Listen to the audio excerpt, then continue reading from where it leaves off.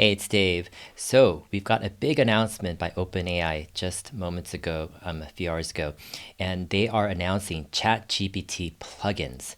Now, I haven't had a chance to dive into this deeply, and what I want to do is kind of like a almost a live stream where I'm just going to go through this announcement, watch their videos and demonstrations, and comment on it real time to share my reaction and my kind of feedback on this. So my first kind of off the cuff reaction is that it reminds me a lot of the App Store back in 2008 for the iPhone, where Steve Jobs announced that developers can create apps to put in the App Store, and they would be pretty much like an extension or software programs people can download and extend the functionality of the phone in a lot of creative ways. That unleashed a huge movement in terms of mobile app development and new apps, galore, like Uber and Instagram and many, many others. So let's go ahead and take a look at this announcement in detail. I'm going to go ahead. I'm going to take my time actually and read through some of this stuff, comment on some of this stuff, and watch some of the demo videos. So, ChatGPT plugins just announced. We've implemented initial support for plugins in ChatGPT. Plugins are tools designed specifically for language models with safety as a core principle and help ChatGPT access up-to-date information, run computations, or use third-party services. So yeah, I mean, the gist of it is they're connecting ChatGPT now into the APIs of a lot of different apps or services. So it's basically putting on a whole app store or extending the capability, right, of ChatGPT into the real world to do things for you, whatever developers and companies can think of. All right, let's look into this a bit more. Here it says, in line with our iterative deployment philosophy, we are gradually rolling out plugins in ChatGPT so we can study their real-world usage. If you want to sign up for ChatGPT plugins, there's a waitlist on their blog, and you could click that, and right here it says join plugins waitlist. You'll be taken to a page to sign up and be put on a waitlist. Users have been asking for plugins since we launched ChatGPT, because they unlock a vast range of possible use cases. We're starting with a small set of users and are planning to gradually roll out larger scale access as we learn more. For plugin developers, ChatGPT users, and after an alpha period, API users who would like to integrate plugins into their products. We're excited to build a community shaping the future of human AI interaction paradigm. Yeah, this is a big deal. I mean, before ChatGPT, it was kind of this isolated application where you get information, you chat with AI bot. They had a major upgrade with GPT-4 now. They're still rolling this out, but this is an upgrade in another dimension. It's expanding the capabilities of ChatGPT into anything that wants to connect to it, basically. Plugin developers who have been invited off of a waitlist can use our documentation. Now, their documentation, if you click here, it's in their developer section. It says Chat Plugins Limited Alpha. And so basically you can build a plugin that allows ChatGPT to intelligently call your API. You can retrieve real-time information like sports scores, stock prices, the latest news. Stock GPT is interesting. Financial GPT. Retrieve knowledge-based information, company docs, personal notes. And this is a really fascinating one. It's like, yeah, if you can feed into ChatGPT kind of an archive of all your personal notes. So the question mark now is, how about token length? Meaning the amount of content is limited regarding how much ChatGPT can take in as a prompt. In terms of fine-tuning its model, it's not limited. You can take in more information, but it's going to be interesting to see what kind of knowledge base kind of options and features they have. And it says perform actions on behalf of the user, like booking a flight, ordering food. This is going to be interesting. I'm planning a huge travel kind of itinerary with dozens of countries potentially over the next 6 months, and it's such a hassle if ChatGPT could actually plug into different travel agencies or travel booking services, Airbnb, etc. That would be fantastic. Restaurants, if you could choose actually the restaurants for me for a city that I'm going to be in based upon certain criteria, that would even be better. Here it says plugin developers expose one or more API endpoints accompanied by a standardized manifest file and OpenAI specification. These define the plugin's functionality, allowing ChatGPT to consume the files and make calls to developer-defined APIs. Basically, what it's saying is developers give ChatGPT these API endpoints or these calls. They're basically URL calls, and it allows ChatGPT then to use those calls to get information right from that app or service. The AI model acts as an intelligent API caller, so it's not just randomly calling APIs, it knows what it's doing. Given an API spec and natural language description of when to use API, the model proactively calls the API to perform actions. For instance, if the user asks, where should I stay in Paris for a couple nights, the model may choose to call a hotel reservation plugin API, receive the API responses, and generate a user-facing answer combining the API data and its natural language capabilities. Over time, we anticipate the system will evolve to accommodate more advanced use cases.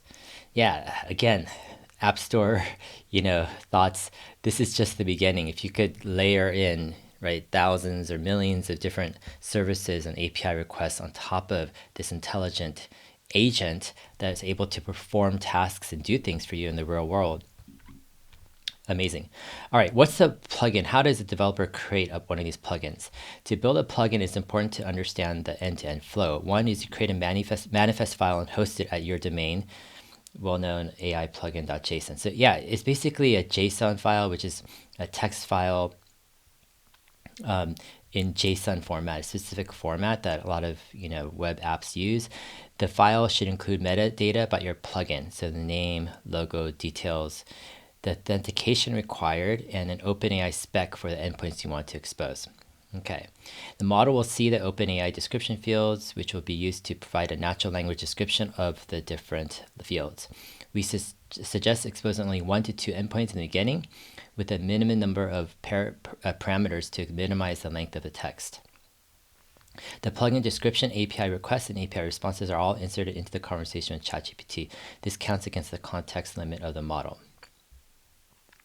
Okay, so yeah, they're basically saying limit the number of text and things that you return, because it's basically counting against, right, the token limit of how much ChatGPT can take in and spit out. Number 2, register your plugin in the ChatGPT UI. So you select the plugin model from the top drop down, select plugins, plugin store, and finally install an unverified plugin or develop your own plugin. So it's interesting, they're actually gonna allow, I guess, registering a plugin from the main plugin UI. I mean, it seems like this is for the user, for general users who want to use plugins. You can select a plugin, but if you're a developer, you can actually use the same UI to upload. That's pretty clever. If authentication is required, provide a OAuth to client ID and client secret key or API. So yeah, this is just giving the way to give OpenAI the login credentials to access, right, your API that you've developed. All right, number 3, users activate your plugin. So now you've registered your plugin. Now the users are going to activate, so they must manually activate your plugin in the ChatGPT UI. ChatGPT will not use your plugin by default. So users actually have to manually either find it or be recommended, right, your plugin. During the alpha, plugin developers will be able to share their plugin with 15 additional users. Only other developers can install unverified plugins currently. Okay. Over time, we'll roll out a way to submit your plugins for review to be exposed to all of ChatGPT's user base. Okay, so they're really limiting this early alpha phase right now. Yeah, I don't know how you roll that out to more people until, I guess you have to wait until they allow that. If auth is required, users will be redirected to via OAuth to your plugin. You can optionally create new accounts here as well. That's if the user needs to log into a certain account to use their information. And in the future, we hope to build features to help users discover useful and popular plugins. So, aka App Store, right? Basically plugin store, but it's not just plugin, it's a whole service layer, right, on top of basically artificial general intelligence. That's coming soon. Number 4, users begin a conversation. Users, OpenAI will inject a compact description of your plugin in a message to ChatGPT and visible to end users. This will include the plugin description, endpoints, and examples. Okay. When a user asks a relevant question, the model may choose to invoke the API call from your plugin if it seems relevant. For post requests, we require the developers build a user confirmation flow. So post request is something basically is you're submitting something. So OpenAI is actually, ChatGPT is actually putting something out like a text or some type of submission, right? And so that requires a user confirmation. The model will incorporate the API results into its response to the user. So whatever your app gives in return, the ChatGPT will add it into the response. The model might include links returned from API calls in its response. These will be displayed as rich previews. Got it. Currently, we'll be sending the user's country and state in the plugin conversation header. For example, okay, it would look like OpenAI subdivision USCA for further data. Okay, interesting. So that's basically the whole introduction of ChatGPT plugins. Now let's see, getting started here. Creating a plugin takes 3 steps. So we got to build the API on your app side as a developer. You document the API in the OpenAI YAML or JSON format. You create the JSON manifest, basically upload it. So it's pretty simple. You need an API and you put it into a JSON file, you upload it, you register, right, your plugin. Okay, so every plugin needs a AI-plugin.json file, which needs to be hosted on your API's domain. So you need to host that file on your server. For example, yeah, if you have an example.com domain, then that's where your API is hosted. Your plugin should be hosted on that file, right? Here's the minimal definition. So here's what the JSON file would look like.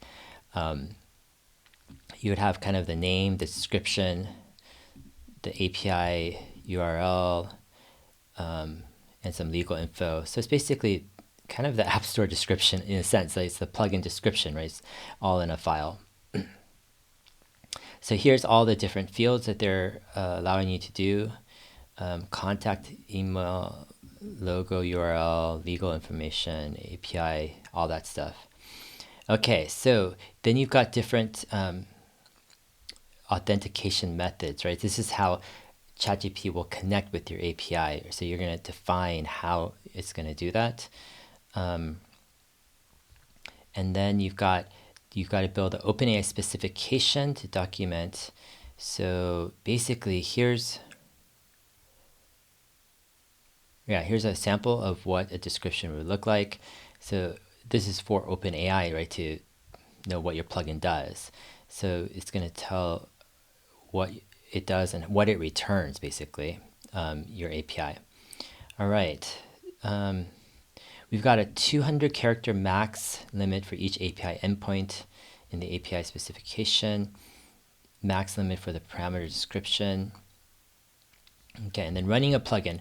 Once you've created an API, the JSON manifest file, and the OpenAI specification, you're now ready to connect the plugin via the ChatGPT UI. So basically register, and then you say develop your own plugin, install unverified plugin for now. Writing description. So goes through. The OpenAI spec itself is a great place to give the model information about the diverse details of your API, right? So basically, yeah, that spec file is you're describing what your API does and what it returns. Best practices. Okay, and debugging. Okay, so let's go into authentication. So we support no-auth. You have a service level, client secret, user level. Okay, so it's basically different types of authentication supporting. Here's some examples.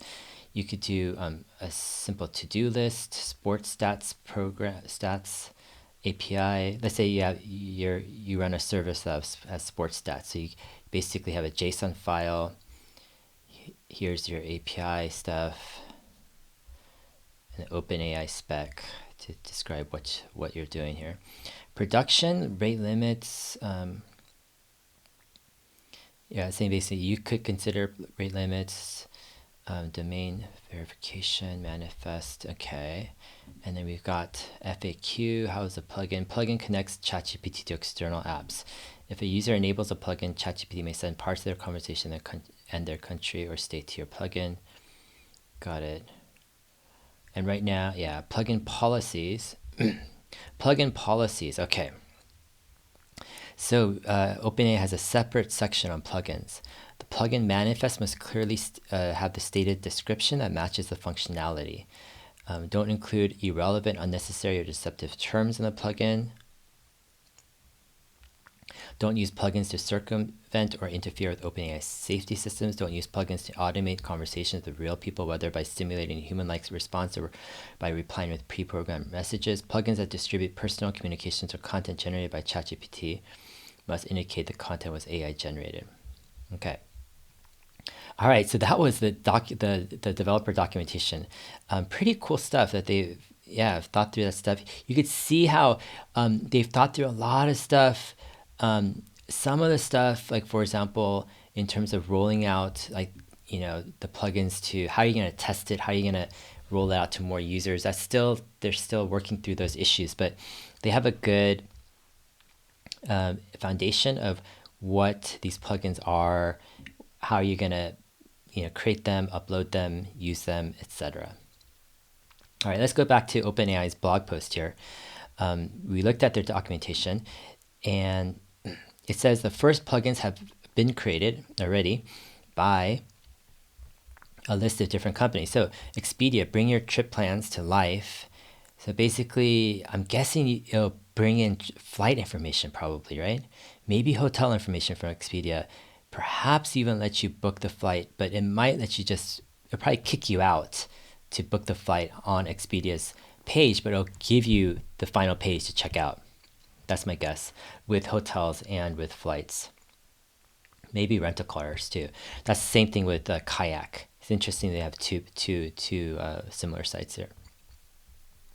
Fiscal Note, so provides and enables access to select market-leading real-time datasets for legal, political, and regulatory data information. Okay, Instacart order from your favorite local grocery stores. Now that's an interesting one because you could basically, if you're saying, hey, what can I make tonight with carrots and onions and rice? And ChatGPT gives you a recipe and you're like, I need potatoes, and then you can have ChatGPT order potatoes from Instacart for you. Another example is because GPT-4 is going to be multimodal, is you can take a picture of your refrigerator, and then GPT will basically know what's in your refrigerator, what you can make, and what you need to order, and it can order it from Instacart, right? And get that to you at the right time to make your meal. What the heck? Why are we making our meals anyways, right? I guess until AI, humanoid robots can do it as well. Crazy stuff. It's not just Instacart, but now we're talking about food delivery services, right? It can time the exact type of food you want, maybe give suggestions of the food. After you eat a food, you could tell ChatGPT what you like and don't like. It could connect to the APIs of, let's say, Uber Eats or Grubhub. You can figure out some suggestions, what nights you like to eat out, exactly what time it should come. Lots of interesting stuff here. Klarna shopping. Search and compare prices from thousands of online shops. Now this is interesting too. You're connecting shopping now because, if you have an event, let's say you're going on a camping trip and you need a bunch of stuff, you don't even know what you need. ChatGPT will basically tell you what you need and will basically send you to, get the stuff. Or, even better, if you can integrate payments somehow, it could just buy it for you and just, have it sent to you. Milo Family AI, giving parents superpowers to turn the manic to magic, 20 minutes a day. Speak, learn how to say anything in another language. Just speak, your AI-powered language tutor. This is cool. I'd love to see, how language learning is going to be used inside, right, ChatGPT, an area that I'm working on personally as well. So we have Shop. So you have another shopping plugin here. Open Table basically, will help you find restaurants and reservations. Wolfram, math, computations, Zapier. Now Zapier is interesting. Zapier will let you connect to a whole bunch of other apps. So you have like a second layer, right, of thousands of more apps you can connect to through Zapier. Yeah, really interesting. All right, it says we are also hosting two plugins ourselves, a web browser and code interpreter. We've also open sourced the code for a knowledge-based retrieval plugin to be self-hosted by any developer with information with which they'd like to augment ChatGPT. So let's look at this retrieval plugin. Now this is interesting because let's say you have a bunch of notes, right? Say you have thousands of notes or something, or diary entries or research notes or whatever. Can you use ChatGPT to somehow get access to that and make sense of it? So example video that has access, okay. ChatGPT provides a flexible solution for semantic search and retrieval of personal and organizational document using natural language queries. Wow. It's basically making a search engine from your stuff. The repository is organized into several directories. So you have data store, contains a core logic for storing and querying document embeddings using various vector database providers. You have example configurations, you have models, you have scripts, how server, services, tests, well known. Okay, so let's take a look at this. This is interesting. So plugins are chat extensions. Okay, we know about plugins already. Memory API endpoints, we know about all that stuff. Quick start. Okay, so you install Python, poetry, development. Okay, now it's just telling you how to run this thing on your computer. All right, some of this stuff actually has some videos, so I want to take a look at some of these videos here. What's this video here? Okay, there's no audio here. It says, when were human rights introduced last year? It says in 2022. Got it. So it's accessing some type of UN database to retrieve that information as a search engine. Huh. Interesting.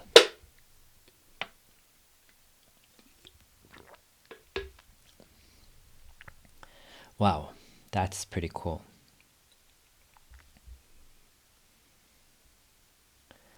Okay, I'm getting the picture here. So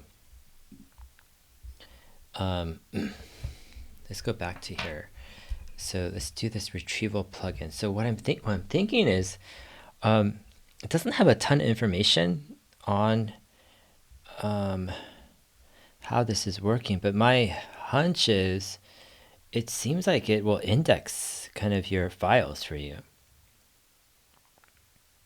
Yeah, so that's my guess is if you have some type of, because here it says it's accessing the UN annual reports from 2018 and 2022. So yeah, that's a minor data set, but if you have a larger kind of database of or different notes or files or whatever, it seems like ChatGPT is going to let you, basically store that or index it and then be able to access those files quickly, kind of like your own search engine. Pretty impressive stuff. Okay, so here it says we will begin extending public alpha access to users and developers from our waitlist. We'll prioritize a small number of developers and ChatGPT Plus users. We plan to roll out larger scale access over time. All right, so quick recap. So OpenAI has announced ChatGPT Plugins. It's a huge step to extend the functionality of ChatGPT beyond just the AI agent into actually performing actions in the real world for you through possibly hundreds and thousands or tens of thousands of APIs. Basically a huge app store, if you think about it, the AI can access to superpower their own powers for you. So this is the big announcement. Let's go ahead and look at an example of how to use ChatGPT plugins here. Today I'm going to show you how you can use ChatGPT to do some simple meal planning. First, let's head to the plugin store to install the necessary plugins. Next, let's ask ChatGPT for a restaurant recommendation on Saturday, a recipe for Sunday, the total calorie count, and to order the ingredients on Instacart. First, it's using OpenTable to find me a great restaurant for Saturday. For Sunday, it's finding me a simple recipe, and it's asking Wolfram Alpha to calculate the calories. 862. Great. Now let's make the shopping list.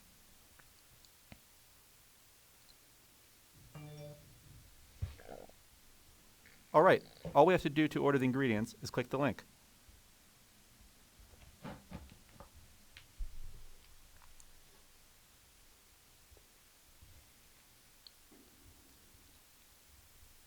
Got it. So as expected or suspected, it will boot you out to the Instagram app to finalize the purchase, but it will pre-populate, right, your cart. Very cool stuff. So overview. Let's take a look, deeper look into what OpenAI shows us or reveals about these plugins.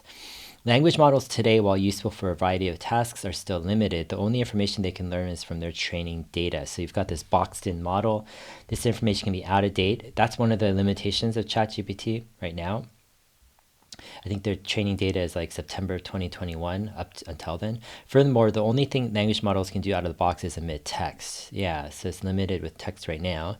This text can be useful, can contain useful instructions, but to actually follow these instructions, you need another process. Though not a perfect analogy, plugins can be eyes and ears for language models, giving them access to information that's too recent, too personal, or too specific to be included in the training data. In response to a user's explicit request, plugins can also enable language models to perform safe, constrained actions on their behalf, increasing the usefulness of the system overall. So you've got this idea of you have a large language model base model, the foundation model, which basically is based off of older data, but then you have this layer on top, which is now the plugin ecosystem that becomes the most recent information, but also it gives access to the most personal, like, things you could do, like buy stuff, go places, reserve stuff, etc. We expect that open standards will emerge to unify the ways in which applications expose an AI-facing interface. We are working on an early attempt at what such a standard might be. Interesting. And we're looking for feedback from developers interested in building with us. So, yes, basically, it's not just one app store, but imagine if you have an app that connects to many different AI agents. Is there a standardized way where you can develop your API to connect to all these different AI agents? In coming months, as we learn from deployment and continue to improve our safety systems, we'll iterate on this protocol, and we plan to enable developers using OpenAI models to integrate plugins into their own applications beyond ChatGPT. Okay, so wow, that's interesting, because let's say you have a developer that's using OpenAI APIs for their own app outside of, let's say, ChatGPT. What OpenAI is saying here is that they plan to open up plugins that you can use on your site as a developer. So you can supercharge your own site using this plugin library. Really, really interesting stuff. Safety and broader implications. So connecting language models to external tools introduces new opportunities as well as significant new risks. Plugins offer the potential to tackle various challenges associated with large language models, including hallucinations, keeping up with recent events, and accessing with permission proprietary information sources. Yeah, I mean, if you're gonna go through my whole, let's say, notes or diary or all this research, whatever, you're going to know a lot about that person. So it's interesting. By integrating explicit access to external data, such as up-to-date information online, code-based calculations, or custom plugin retrieved information, language models can strengthen their responses with evidence-based references.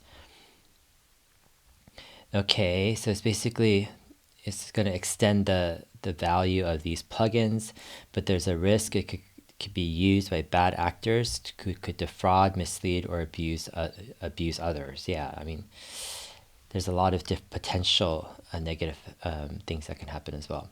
All right, so OpenAI is saying that they have implemented some safeguards.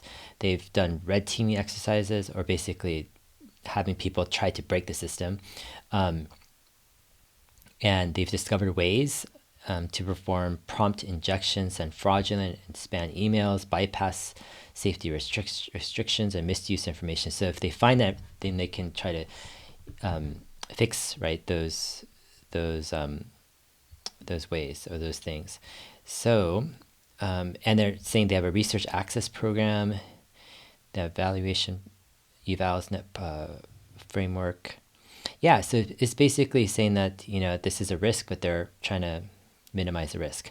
All right, so they have a couple more plugins that OpenAI is working on themselves. Now, one is a browsing, so you can browse the web with ChatGPT. So this is probably the most requested feature by ChatGPT users. It allows language models to read information from the internet strictly from the internet.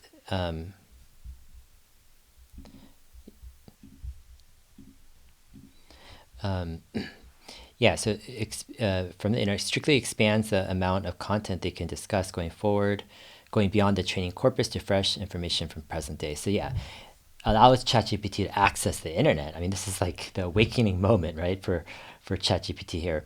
Right now, of course, Bing already does this in a lot of ways through Microsoft, but I guess OpenAI has their own implementation, and they're doing it through kind of this idea of a plugin. So let's take a look at this here. ChatGPT with browsing allows the model to research real-time information beyond its training data. Let's see how ChatGPT with browsing can help us catch up on current events.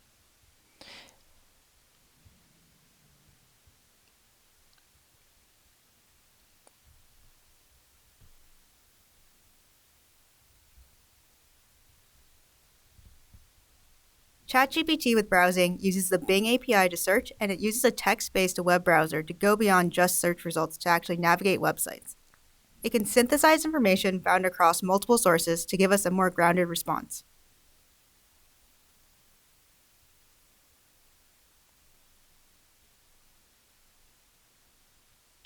Using its research from browsing, ChatGPT has given us an answer here with 2 citations. We can hover over each of the citations to see where it's sourced from, and we can even click the citation to go directly to the source and verify the claims that ChatGPT has made here. ChatGPT with browsing is calibrated to browse only when needed. In this query, ChatGPT already knows the answer and it correctly chooses not to browse. All right, so here's their web plugin. It's a bit clunky for me. I mean, if you look at this, look at what it's doing here. It's actually searching. It's clicking on a link. It's reading the content. It's searching for another thing, clicking on the link, reading the content, and then it's giving an answer. So it's actually physically doing the browsing, right? The web crawling, the browsing, all that stuff on the spot.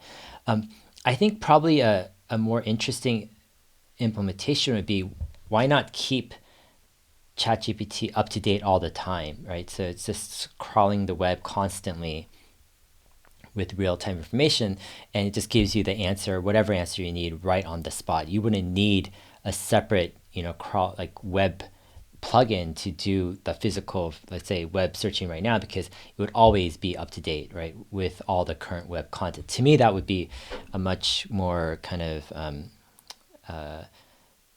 better, or more efficient, right, implementation.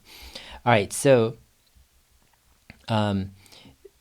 we think enabling language and chat models to do thorough interpretable research as exciting prospects for scalable alignment.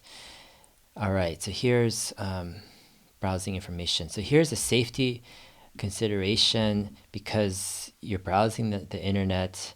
So they're limiting the web browser in the plugin to get requests. What that means is it's just pulling information. It's not posting. It's not pushing information out. It's not submitting information, right, to websites, etc.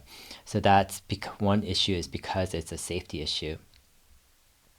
It excludes transactional operations such as form submission, etc. Okay.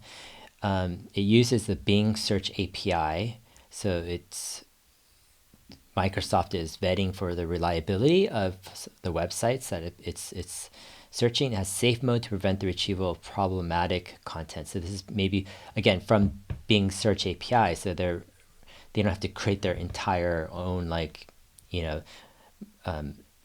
basically filter to know what's safe and what's not. They're relying on Microsoft here. The plugin operates within an isolated service, so ChatGPT's browsing activities are separated from the rest of our infrastructure. All right, and then basically it's configured to honor websites robot.txt files. What that basically means is if you don't want ChatGPT to crawl your site, you could just in the robot.txt, you could just say do not crawl, and ChatGPT will honor right those requests. All right, let's look at another plugin by OpenAI here. It says Code Interpreter, an experimental ChatGPT model that can use Python, handle uploads and downloads. Interesting, uploads and downloads. That's extending, right? Not just coding, but actually executing code as well. Or yeah, let's see what it says. We provide our models with a working Python interpreter and a sandbox firewall execution environment. Okay, with some disk space. Code run by our interpreter plugin is valued in persistent session that is alive for the duration of the chat conversation, and subsequent calls can build on top of each other. We support uploading files to the current conversation workspace and downloading the results of your work. Okay, so it's not like full-fledged. It's more they've got the sandbox, and in that kind of firewall sandbox, it'll let you, build on top of that and download your final work. Got it. Okay. We'd like our models to be able to use their programming skills to provide a much more natural interface to most fundamental capabilities of our computers. Having access to a very eager junior program working at the speed of your fingertips can make completely new workflows effortless and efficient, as well as the open benefits of programming to new audiences. Okay, it can solve mathematical problems, do data analysis and visualization, convert files between formats. Let's take a look at this as well.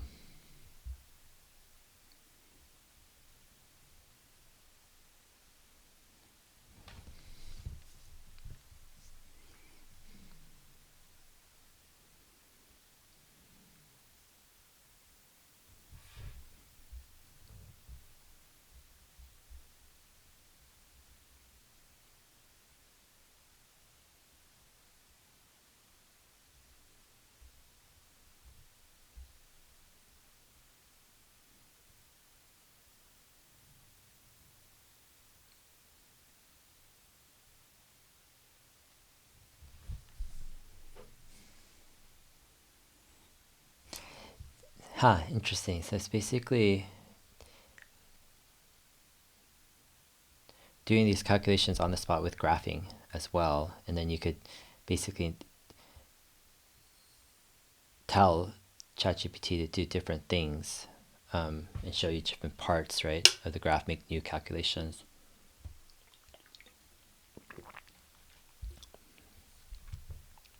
Okay. All right, so you got some safety considerations in terms of coding. Yeah, they're sandboxing the execution, so AI-generated code does not have unintended side effects in the real world. Which basically means that what if you make an AI that isn't sandboxed and that can't execute code in the real world? What can it do, right? And it's potentially crazy because if you think about it, if AI can become super intelligent and actually go through this cycle of self-adaptive learning and can basically hack into or study, let's say first study other computer systems and security systems or whatever. There's a lot of computers and networks out there that are so old school that don't have up-to-date right security standards at all.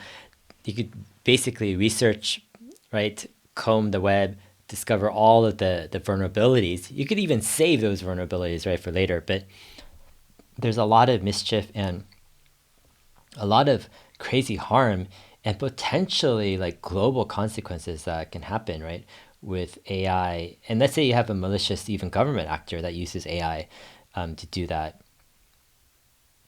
Yeah, it's going to be pretty crazy stuff we're entering into. Yeah, the more I think about it, the idea of humans creating basically intelligence that is now starting to surpass human intelligence, this is perhaps one of the most defining moments in history, because never have we ever gone through this before. This is a completely new door we're going into. What happens when we're not the most intelligent, right, people or beings or entity? in our world. Yeah, and there's a lot of interesting things. I mean, we could use it for good to actually have that super intelligence create a lot of value, goods and services, a lot of abundance. On the flip side, humans throughout history, and it hasn't changed much, exude different, I would say, faulty characteristics of greed and selfishness, and there's fighting and war, and there's a lot of bad stuff that has been done, but it does, if you pair that with super intelligence or intelligence that's just greater than humans, it's potential that harm can grow even more in the future. So these are definitely two interesting real possibilities that we need to grapple with. All right, retrieval. So the open source retriever plugin enables, this is the GitHub project that I looked at in the beginning, enables ChatGPT to access personal or organizational information sources with permission, allows users to obtain the most relevant document snippets from their data sources, such as files, notes, emails, or public documentation by asking questions or expressing needs in natural language. As an open source and self-hosted solution, so it's basically hosted on your own server. Developers can deploy their own version of the plugin and register it with ChatGPT. The plugin leverages OpenAI embeddings and allows developers to choose a vector database, for indexing and searching documents. Information sources can be synchronized with the database using webhooks. Okay, so interesting. So you've got this self-hosted system or plugin, host on your own server, and then you choose your own database. You're hosting the database. Let's say you choose one of these databases. Let's say you choose Reddit or something, and you've got all this information in this database. You're hosting, the data, your API call, but you're basically actually for indexing and searching. So I guess you can index your database too, but ChatGPT will access, your database and index to get the information it needs quickly. So let's take a look at this demo here.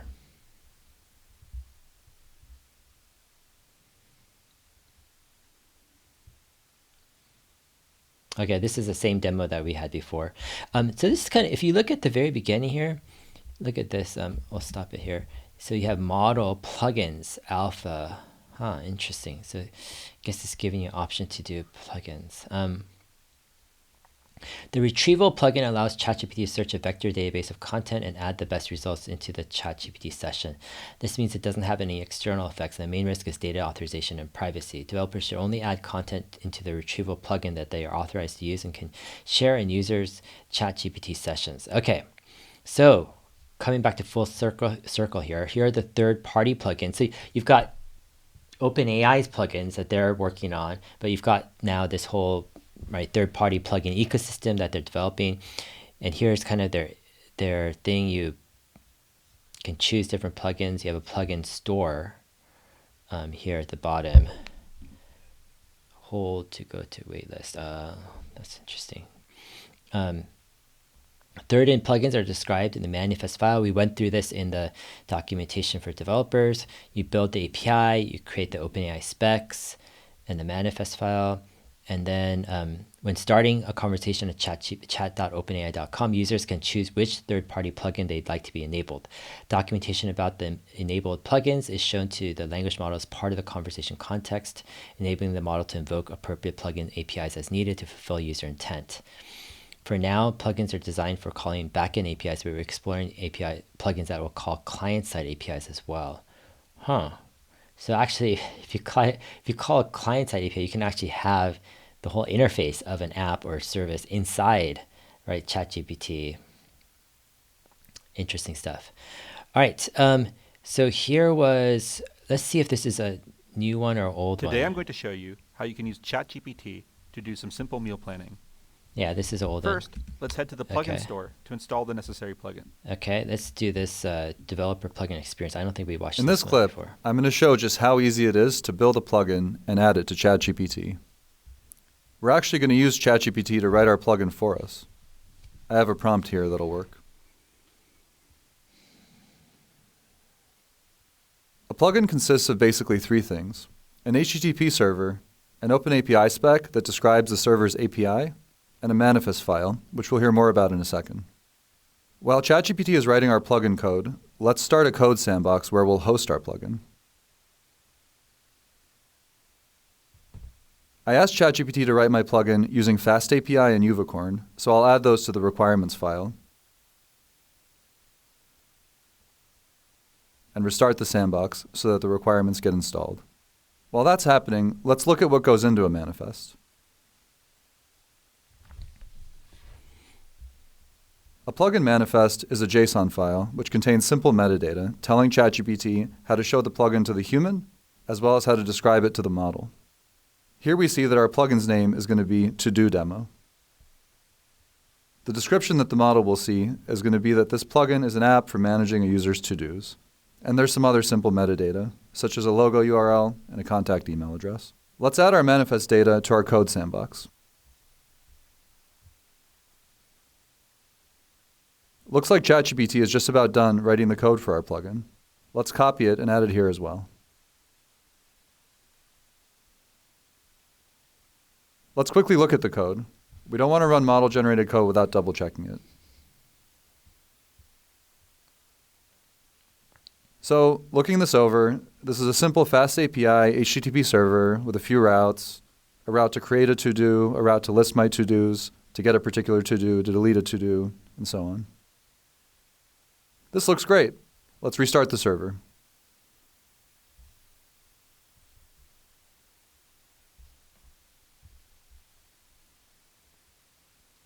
Looks like our server is running, and we see that our server is hosting our manifest at this URL. ChatGPT knows when you give it a domain where a plugin is hosted to look for the manifest file at this URL. We're ready to add our plugin to ChatGPT.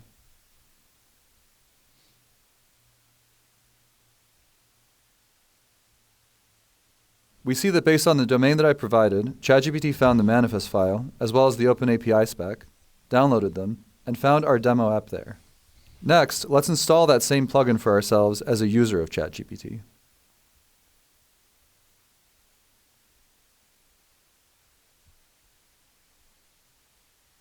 And there it is. Now, when I ask ChatGPT to add a to-do for me, ChatGPT is able to follow my instructions using the plugin. If I come back and start a new conversation later, I can ask ChatGPT to list my to-dos.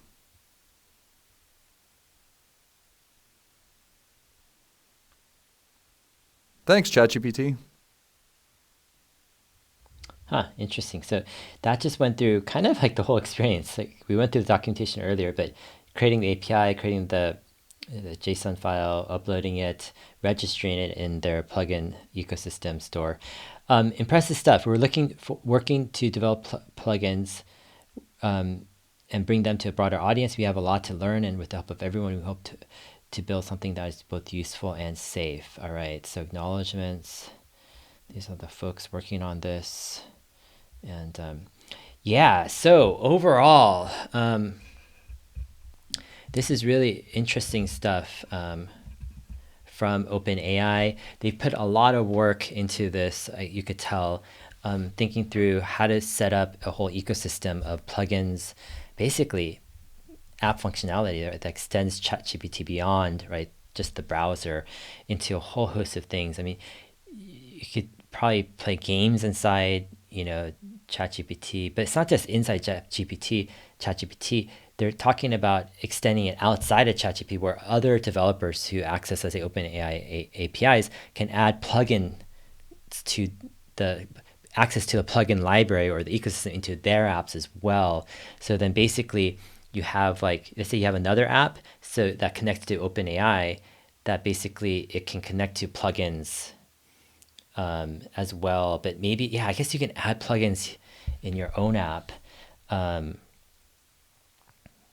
guess, yeah, that OpenAI accesses.